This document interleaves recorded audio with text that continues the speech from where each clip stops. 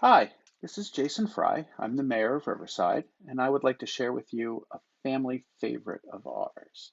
The book is called Argus. It's written by Michelle Knudsen and illustrated by Andréa Wesson.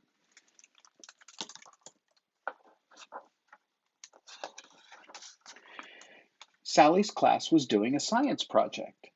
Mrs. Henshaw handed out the eggs. Mine looks different, said Sally. Now, Sally, said Mrs. Henshaw, don't be difficult. Some eggs just look different. The children kept their eggs warm in their brand new desktop incubators. Soon the hatching began. I see a beak, one boy shouted. I see one too, the girl next to him called out. Sally's egg wobbled. A tiny crack appeared, then another. Something poked out a little bit of shell. Is that a beak? One boy asked. I don't think so, said Sally.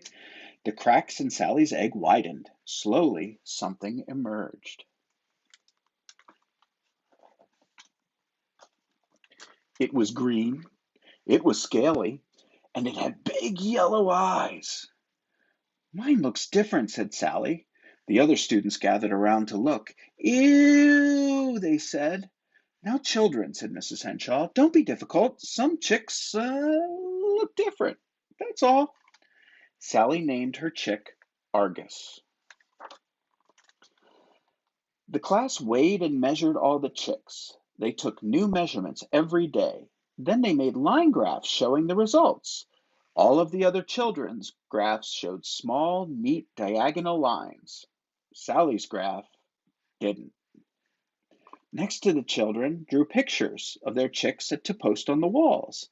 All of the children's pictures were cute and yellow and very much alike. Sally's picture wasn't. Good work, children, said Mrs. Henshaw. Now let's investigate what our chicks like to eat.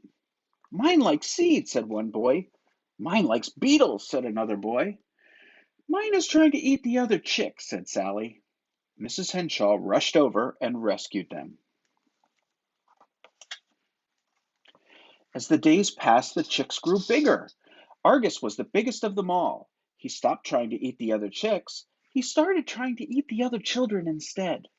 Mrs. Henshaw, the children complained. Mrs. Henshaw rushed over and rescued the children. The students began taking their chicks outside to peck in the grass at recess. Argus wasn't very good at pecking. He chewed a giant hole in the ground with his teeth. The other chicks fell into it. Mrs. Henshaw, the kids complained. Mrs. Henshaw rushed over and rescued the chicks. Sally and Argus had to move to a different part of the grass.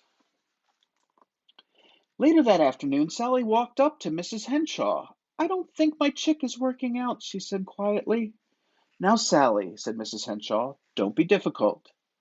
Just go ahead and mark your chick's height on the wall with the other students. The other students knelt down to mark their chicks' heights. Sally had to use a stepladder.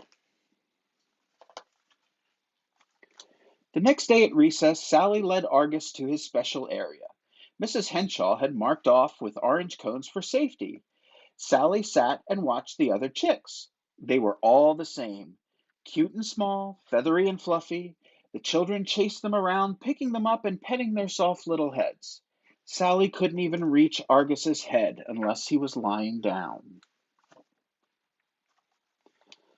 The bell rang for the end of recess, and Sally sighed. She turned around to get Argus.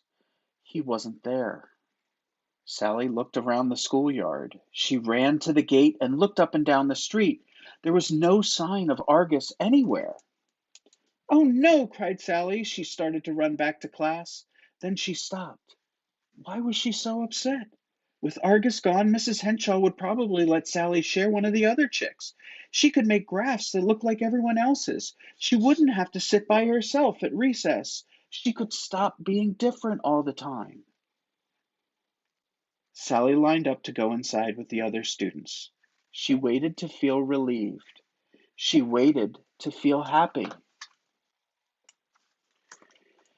She kept waiting while she followed the other children down the hallway and back into the classroom. She waited while she went back to her seat, but she still didn't feel happy or relieved.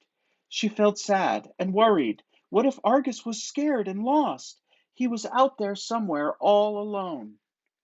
Slowly she raised her hand. Yes, Sally, asked Mrs. Henshaw. It's Argus, Sally said. He's gone. Then she burst into tears. The other children gathered around. They held their chicks tightly. Don't cry, Sally, they said. We'll help you look for him. Yes, said Mrs. Henshaw firmly. If there's one thing your chick is good at, it's standing out. We will find him. She took down some of Sally's drawings and handed them out to the students. They searched the neighborhood around the school. They showed the drawings to everyone they met, but no one had seen Argus. Sally got more and more worried. What if they never found him? Suddenly they heard a scream. Ah! Someone said, What is that? There was Argus trying to peck for bugs in somebody's front yard. Argus, Sally cried. She ran over and threw her arms around him. Our lawn, said the people whose lawn it was. Thank you for finding our lost little chick, Mrs. Henshaw told them. But what about these holes? Asked the lawn owner. Mrs. Henshaw handed them an orange cone. Don't be difficult.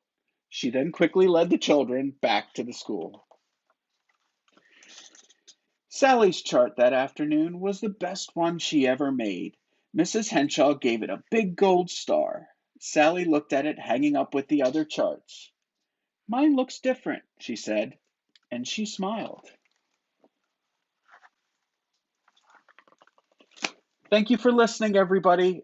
Have a great Read Across America week. Bye.